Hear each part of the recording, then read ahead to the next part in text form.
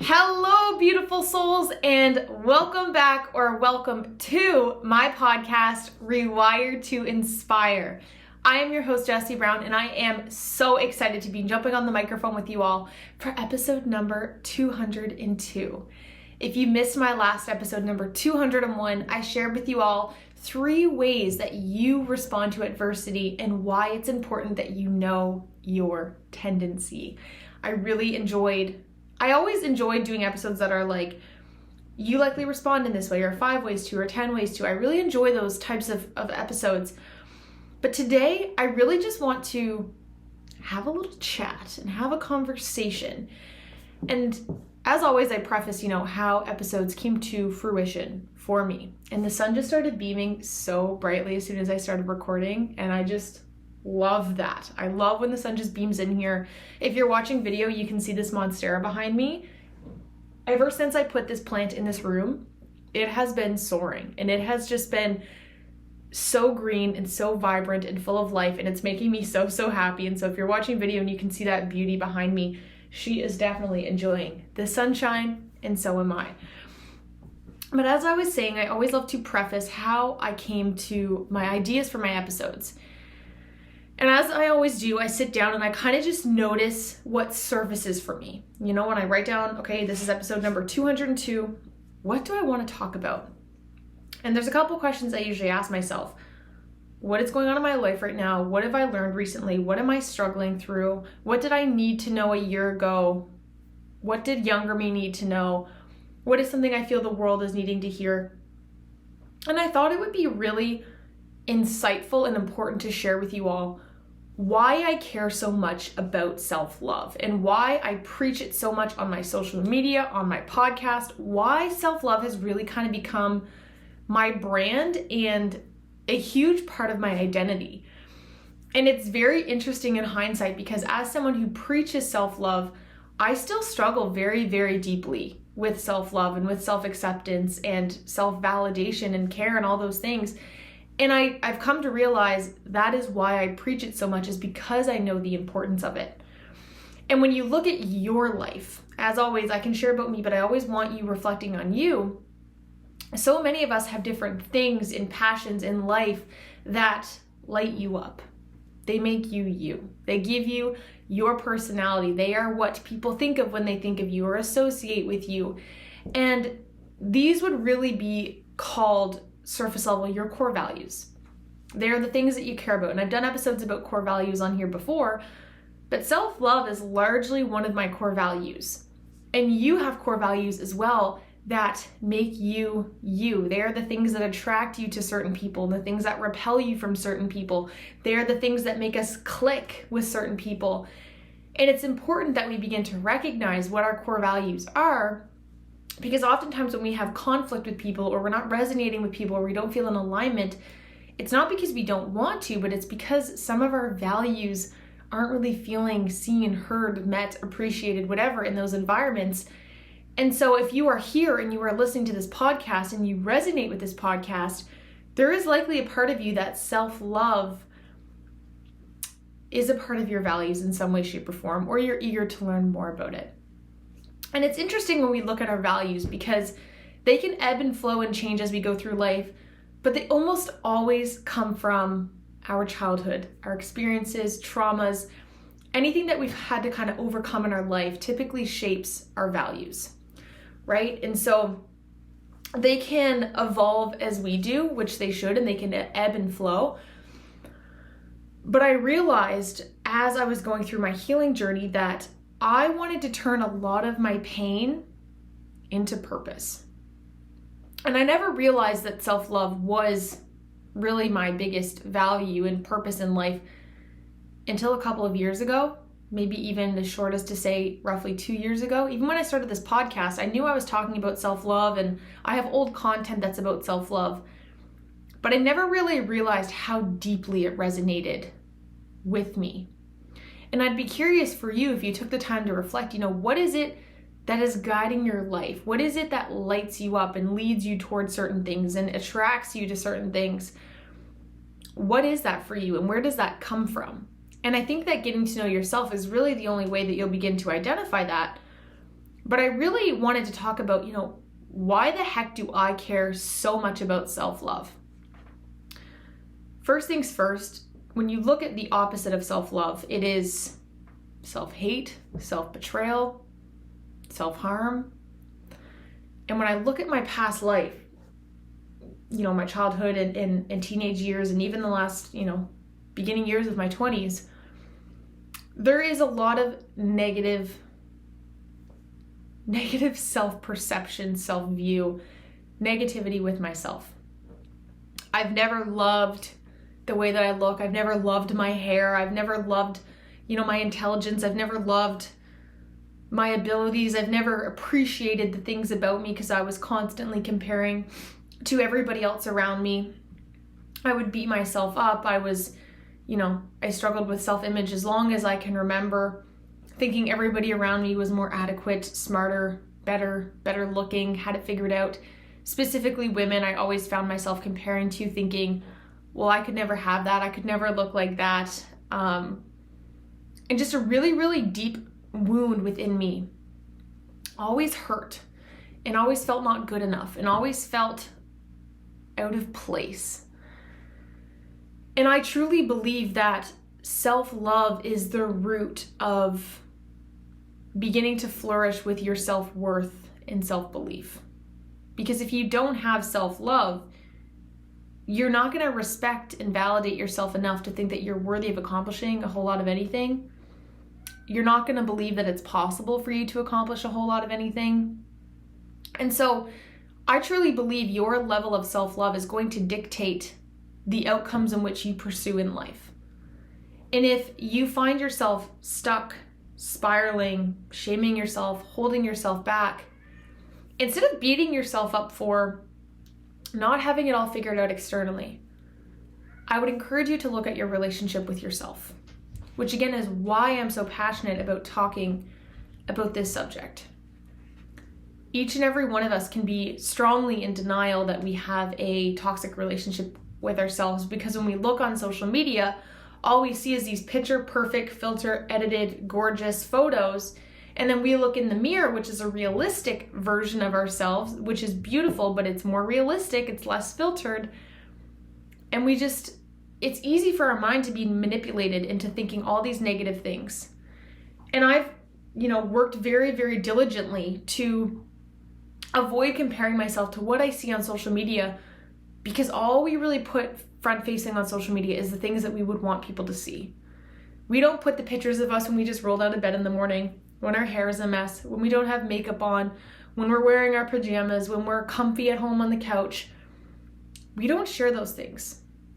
And so I want to talk about self-love from the perspective of, yes, working on your internal dialogue and conversation with yourself and those things, but also actually giving you the real, raw, refreshing truth that so many of us are comparing ourselves to things that don't actually exist.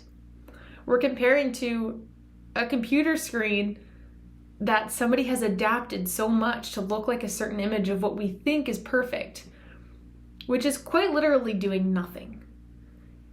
And I started this podcast on the mission of helping even one person begin to believe in themselves a little bit more. And although, as I said at the beginning of this episode, I am nowhere near close to a perfect relationship with myself, I still struggle on a daily basis, but I am definitely not at the place that I used to be. As someone who has definitely partaken in decent amounts of self-harm, I struggled with an eating disorder for years on and off. I was in therapy for many, many, many years.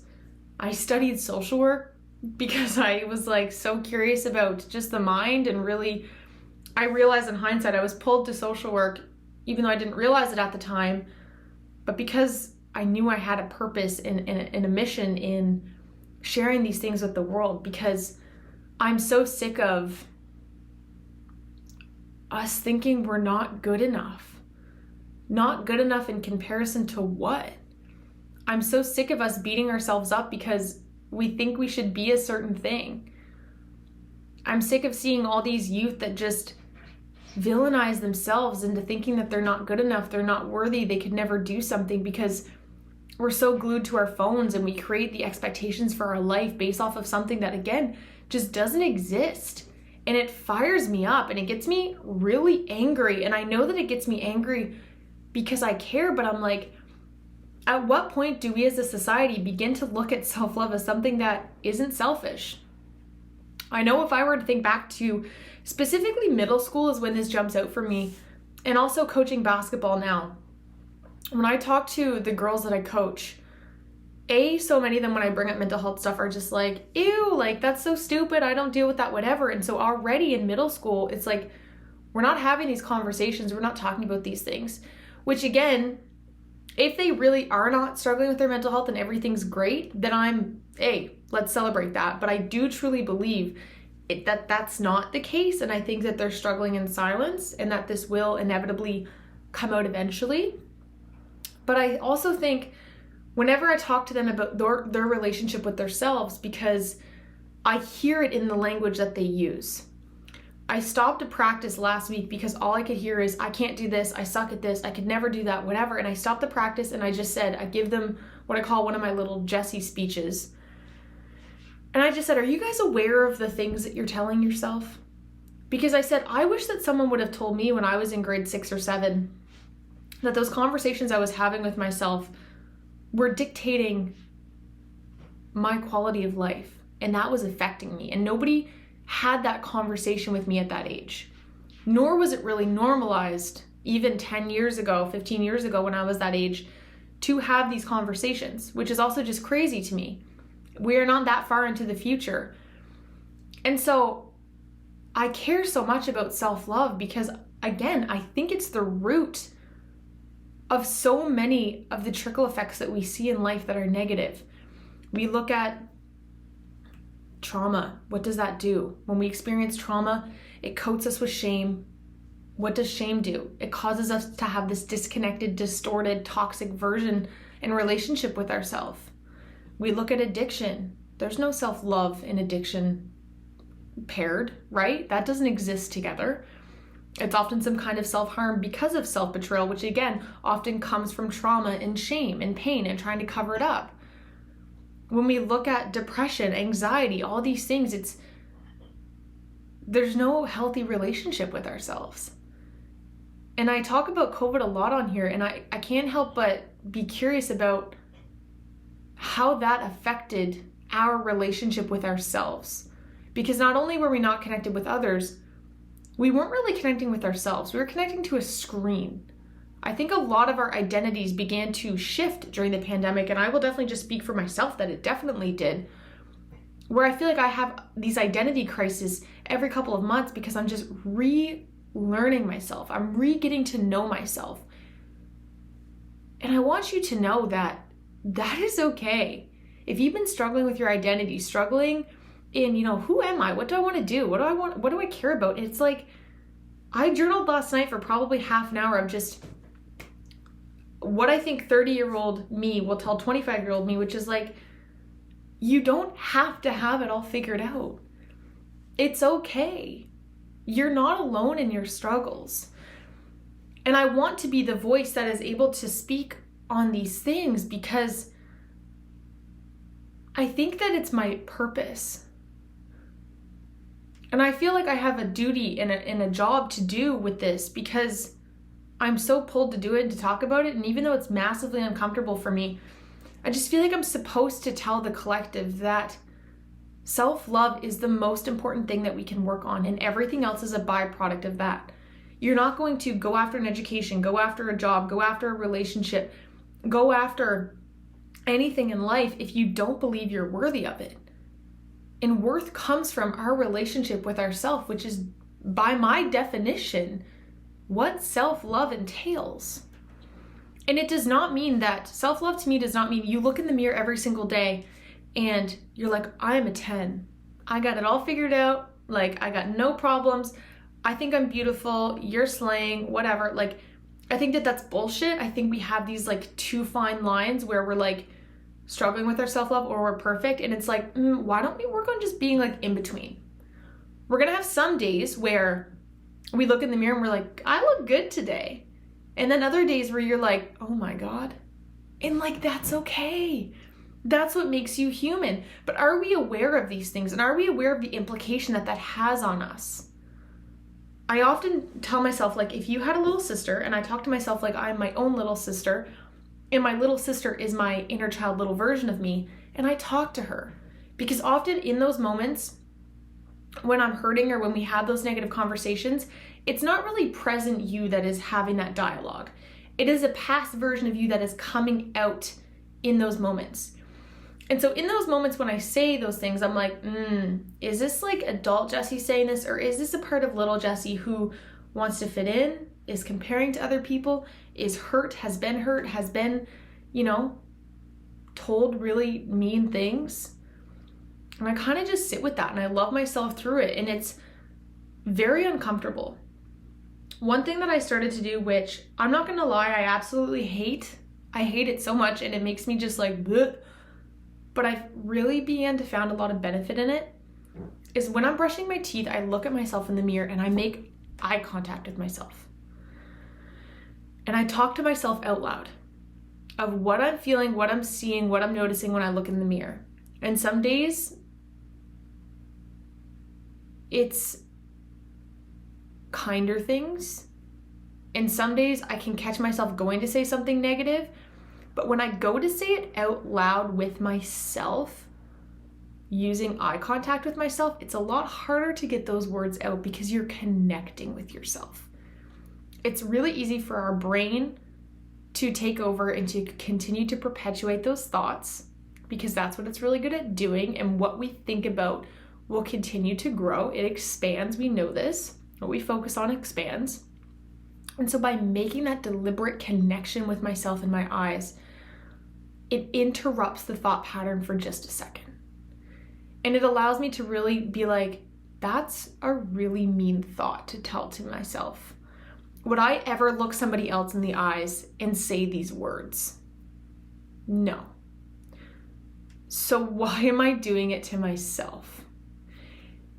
And like I said, doing this exercise, I'm not gonna lie, it's disgusting. It feels super weird and really icky. And the first time I did it, I just stared in the mirror and I laughed because I'm like, I can't effing do this. Like, I don't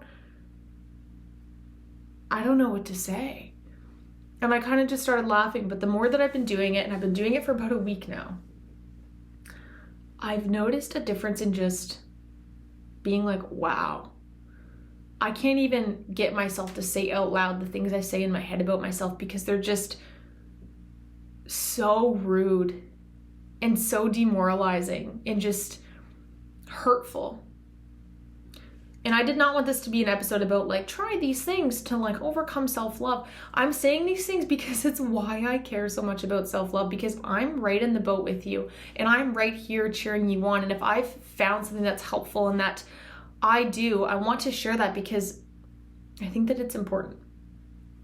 And I think that it's important to share why I care so much about this topic and why I think it's such a pivotal point of human existence to work on our relationship with ourselves. Everything else in life is fantastic and is external. The one thing that you are promised from the time you're born to the time you die is yourself. Your relationship with yourself is it is single-handedly the most important relationship you can ever work on, ever. Yet we've convinced ourselves it's selfish. We've told ourselves it's not important. We told ourselves it could never improve or that you're not worthy of it or whatever. I encourage you to just like put those thoughts like over there for a minute, just like kind of shove them in a container and like put them on a shelf and leave them for a second and really think about this for a second. Do you believe your quality of life would improve should your relationship with yourself improve?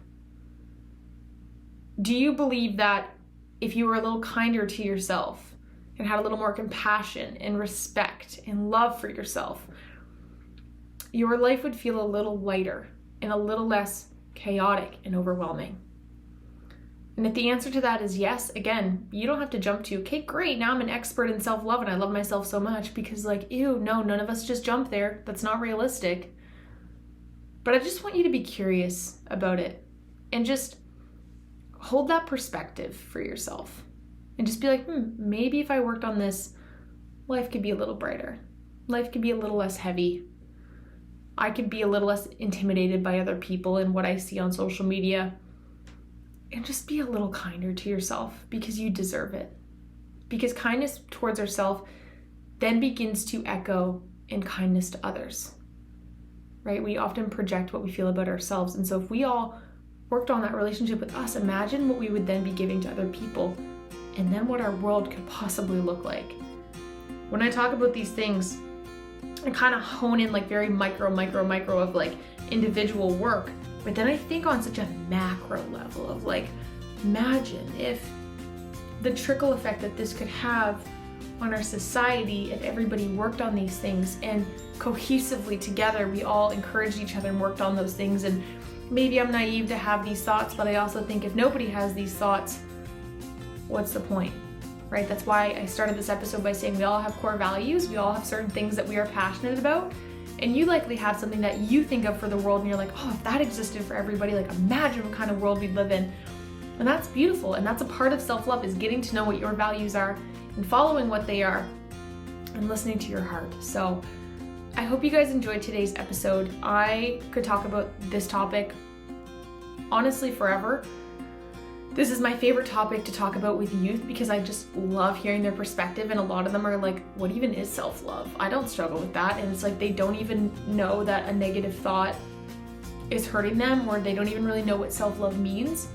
And so I absolutely adore talking to anybody about this subject, but youth specifically I think are just very interesting to begin this conversation with. So please share this with someone that you think would enjoy it. Let them know that you love them and you're proud of them, and that you hope that they listen to this and know how worthy they are of working on their relationship with themselves. And I hope you know you listening are also worthy of working on your relationship with yourself. So thank you guys so much. I hope your February is off to a wonderful start, and I will chat with you all next week.